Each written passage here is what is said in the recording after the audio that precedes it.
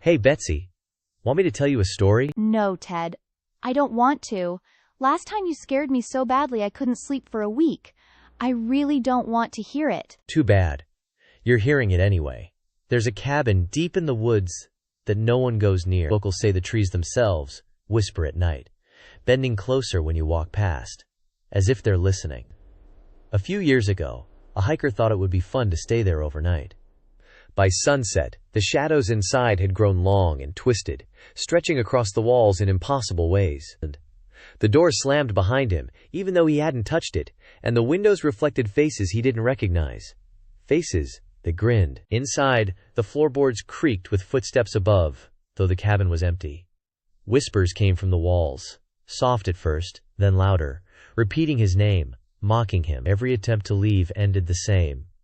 Hallways stretched endlessly, doors led back to the same room, corners curled inward, and shadows reached for him. He ran to the fireplace, and the flames reflected shapes that hadn't been there a moment ago.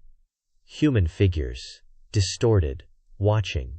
He tried hiding under the bed, but when he peeked out, he saw himself in the chair across the room, sitting perfectly still, grinning, waiting. His reflection waved, fingers curling slowly, then stepped toward him.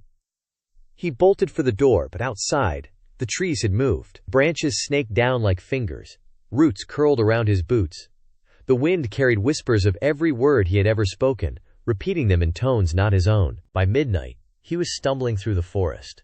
But it wasn't the same forest he had entered. Paths twisted back onto themselves, shadows leaned into his vision, and the air smelled of damp earth, rot, and something metallic. And through it all, a voice, soft, patient, called his name over and over, until he couldn't tell if it came from behind, ahead, or inside his own head. He tried to run faster, but the shadows followed, stretching, crawling along the ground, always just at the edge of his sight.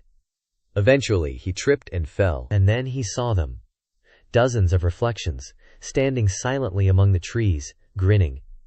His own shadow detached from him, walking upright, watching, imitating him perfectly. He ran again, but every turn brought him back to the cabin. The trees leaned closer, the whispers grew louder, and the reflection always waited at the door, patient, knowing, hungry. I can't. I'm never going near those woods again, Ted. That was terrifying. Get full stories on our channel.